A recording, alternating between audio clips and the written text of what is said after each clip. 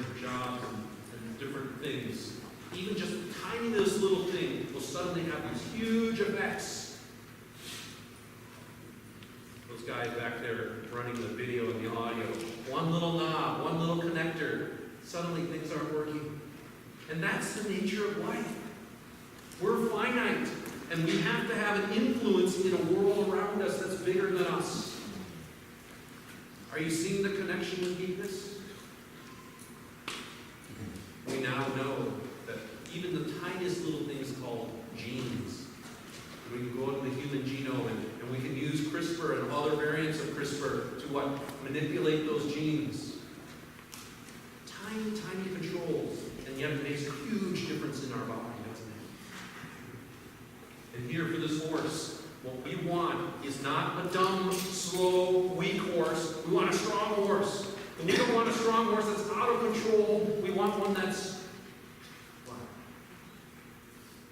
Control. A lot of this word meekness, in the Greek sense, was connected to the word tame. Tame. And just because it's tame doesn't mean it's weak, right? A war horse needs to be powerful and strong. A racehorse needs to be swift and fast. The second illustration is a fighter pilot in a jet. This is considered by many to be the best jet in the world. But I'll tell you, a pilot doesn't want to get in and say that he's a fighter and he's supposed to swoop in and attack things. He's not going to fly a bomber. He wants something that's swift and responsive. If you were to step into a fighter jet, one of the things that you would do is you would grab the throttle, that stick. And if a missile is coming at you, you may want to swerve to avoid that. And you don't want to go swerve, and then the jet follows. And then swerve, and then 5 seconds later, that comes up and happens, right? You want responsiveness right now. Every little twitch, every little movement wants to be translated into that jet so that it can swoop and go where it wants to go. You look at the small birds, how they fly. There was a swallowtail bird that nested in our previous house. And it was fascinating because it had that forked tail. It could swoop and turn like nobody's business. It was amazing. So if you're a fighter pilot, what kind of jet do you want? Something slow and lazy and weak? No. You're going to lose the fight. The illustration of meekness probably comes third, best understood as a surgeon. I don't know about you. I care about my doctors a lot. But if you're going to go into surgery, you wouldn't say, any old doctor will do. In fact, he doesn't even need to have a medical degree. You know what? What if when you got to the surgery, the doctor decided to pull out a chainsaw? You'd be horrified. Or even if his scalpel was something that was very rusty, you would be terrified. We want a surgeon that is meek, fully in control, all the knowledge, and all the skill, and all the precision to do the very careful and delicate work of opening up your body and doing whatever surgery, whether it's taking out your appendix, or cutting out the cancer, or correcting something in your heart. We want meek surgeons. Right? Not dumb, not weak, not lazy, not brute force, but strength under control. Does that help you understand? Meekness. And you see how this is related to church or life or different problems that we have? The problem isn't enough power sometimes. Sometimes sometimes it's too much. Very much the issue is about control. And sometimes we don't have the proper control because we don't have the proper strength. So as defining meekness, we need to go and see our other Bible passage today. Numbers 12:3 is a very fascinating book, or a very fascinating verse. If you were to look up the word meekness in your dictionary, or your Bible dictionary, and if you were to look up throughout the Bible this word meekness, it's not mentioned a whole lot. But this is the central passage on meekness. Fascinating. It's not much longer than some of the Psalms mentioned, where it's mentioned in one line out of two in a psalm. But here, it says, "Now the man Moses was very meek, more than all people who were on the face of the earth." That's a pretty big claim. We know Solomon was the wisest man who ever lived. And Moses was the meekest man who ever lived. What does that mean? In order to understand that, we have to see the passage for what it is, because the most detailed biblical story coming out of Numbers is that Moses, you remember, depending on how you estimate it, upwards of even 1.5 million people, they say, were wandering through the desert. I think that number is a little high, but I don't know about you. I've never managed even close to 1 million people. Can you imagine what kind of leadership and what kind of patience that took? You know, the first 40 years of his life, he grew up under the court of Moses, right? And he learned all the best training in Egypt as a prince of Egypt. And then he threw it all away because he murdered somebody, because he couldn't control his temper. And then what happened the second 40 years? He got his whole secondary education, if you would. He went into the desert, and he took care of these sheep, and lived this very simple, humble life. The first portion filled much of his head, but the second one tested his heart. And the third portion of his life was to put it all into application with his hands. And we know, if you read through Exodus, Leviticus, Numbers, Deuteronomy, Joshua, Judges, the people of Israel had so very few spans of time where they followed God well. During Moses' time, they were the most frustrating, annoying, complaining, difficult people to work with. And it says that Moses was the meekest man on the earth. This particular verse comes at a very interesting point in the story. Because earlier, just before these things, 2 verses earlier, Miriam starts complaining. Moses' older sister, she was the one that probably was watching the basket the whole time, and just at the right time came up to the princess. And she probably suggested, "Hey, I know somebody that can take care of this baby." And of course it was her parents, who were also Moses' parents. And she started complaining, "Hey, wait a minute, Moses, how come you get all the power, and you get all the control, and you get all the title and all the respect? We deserve some too." And she scoops up Moses' younger brother into the story too. And they complained. And what did it say that Moses did? He stayed like silent. He's the one that had all that training in Egypt. He knew about power. He knew about authority. He knew he had the ear of God. And God answers back and basically gives leprosy to Miriam, right? And God's argument was, "Hey, you know what? Whenever I talk to the prophets, I send a message. I send them a letter. I send them an email. But Moses, I go out and I talk with him. I speak to him directly. He sees me face to face." And Miriam forgot her place. And Aaron deserved just as much as Miriam did.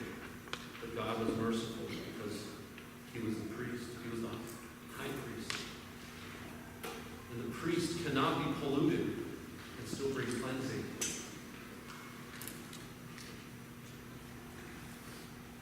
And so Aaron prayed for Miriam. And she was healed. You see, he had every right.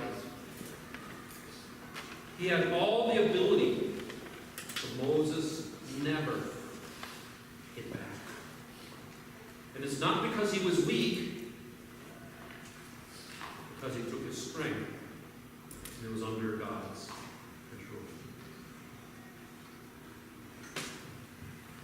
So we need to talk about developing meekness. Developing meekness. You see this show horse here, but it's also a racehorse. And it's wearing a particular kind of bridle. It's actually a competition bridle. It was designed to work and look in a certain way. And our applications are very simple in two parts. It's to get stronger and increase control. Get stronger and increase control. You see, I think the world generally divides into two categories. People that need to get stronger. Because they're the people that say, oh, I don't know what to do. I guess I'll just do nothing. No, we need to get stronger.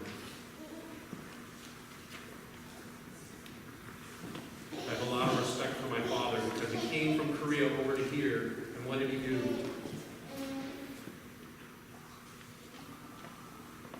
He had to be stronger. Nobody was going to tell him what to do because there were so few Koreans. And his language so limited. So what did he do? He got stronger. He started learning English. He started building friendships. He started working on his physical health so that he'd be able to do the work that he needed to do. When my father first came to Canada, his English was so poor as a doctor. He was paranoid he was going to give the wrong medications when the nurses called him. Because he was so poor, he didn't have a car. So he would literally walk all the way back to the hospital and talk with the nurses and see and look. And can you imagine if you're on call, every single little call, walking to the hospital? And the stress was so much his body was covered in hives. One of the most challenging things in his life. And yet, he got stronger. I love my father because we sit down now and we talk about life. That strength wasn't just about medicine. He started sitting under the senior pastor, and he would help and give medical advice, but then he started asking questions. He took his own spiritual life into his hands. And he started learning and growing. And this senior pastor kind of discipled him in a very gentle and limited fashion. It's not like every week they met regularly. But after church some days, when the senior pastor was tired, he would go in, give him a little rub down, and they'd talk through things, and he would ask. Through all the years of listening through these sermons now, even though he's never had a seminary degree, I could sit down and talk with him in English about theology, about current events, about politics, about science, about business. Why? Because he got stronger. 4 points really quick. 3 points is we need to always learn. And teachability starts with humility. Teachability starts with humility, saying, I don't know. As soon as you say, I know, your brain shuts off. And you stop being a learner. And the best teachers are always learners. And the best learners make the best teachers. So one of the things that should come into our minds, if not on our lips, on our mouths, is this phrase, I don't know. I'm not sure. I'd love to find out. Second is that we always need to grow. and pursue the things that stretch you. You know what we like to do? We like to do the things we like to do. We like to do the things that are easy. We like to do the things that we know, familiar with, that we're comfortable doing. And by the way, Connect Church, I want to say something.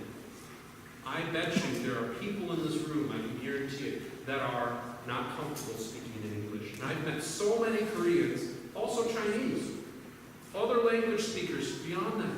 They say, oh, my English is terrible. And you know what I say? It's good enough for me. I understand you just fine. Maybe it takes a little extra time. Maybe I have to ask a few more questions. But I really enjoy speaking to people. And we're so insecure about our insecurities that we're paralyzed. And part of what's going to make Connect Church a great church is that we get beyond those insecurities and say, you know what, I'm not comfortable with that, but I'm going to do it anyways. I don't like this, whatever. Children's ministry, youth group, women's group, men's group, life group, whatever. But I'm going to get uncomfortable. I want to feel the awkwardness because I'm going to stretch myself. I'm going to put myself out there. That's meekness. That's to exercise strength because God gave you some. We need to surrender all these things to God. We'll get to that in just a minute. Number 3 is always try. Always try. Perseverance. You build habits. The last slide. Not only get stronger, but also increase control. And ironically, we increase control. The first step here is what? By surrendering to God. There have been a number of times, very keen moments, very important moments in church ministry, where I had to just say, God, you're in control. Because there are times that are so hard, and circumstances that are so difficult, I can't fix it. I don't have enough wisdom. And the lesson here is that in everything we need to surrender. I still love that phrase. The only person in life that's never had a Messiah complex was the Messiah. We go into a situation, we think, I'm the Savior of the world. I've got to fix this thing. Without me, everything's going to fall apart and fail. It could be your job or your studies saying, oh, I just have to work harder. You know what? The first thing we should do is say, God, I surrender to you. I surrender myself to you. Every action, every word, every thought, and every habit. Second is that we need to submit to others whenever possible and use the lightest touch necessary. As I was working through the Korean, it's very interesting because there's this very similar type of concept. When I say the lightest touch, I would just want to bring up the story of the horse or the jet. Or it could even be a sports player that's a pro and at the pinnacle and having a great game. There's this funny thing that happens when you're riding a horse or on a jet. Because if you're really, really good and really, really in sync, you start to feel like you're one. And the horse will then begin to what? Do the things you're going to do anyways before you do it. Because it just knows you. Horse is a sentient being, very smart. And if you have a dumb, mean rider, he knows it. If you have a weak rider, he won't respect you. And if you step onto that horse, you better know what you're doing. Because a horse sure does. You know what's interesting? This concept of using the lightest touch is so important. I was sharing a story recently about a lot of times women will ask this question in the EM service. And the question was this. Sometimes a wife will ask the husband, does this dress make me look fat? And I said, what? The correct answer is not yes or no. Right? Because if you say yes, oh boy. But the problem is, no is still saying yes. So either way, you're going to lose. Does this dress make you look fat? No. Because it makes the question still a possibility before you can make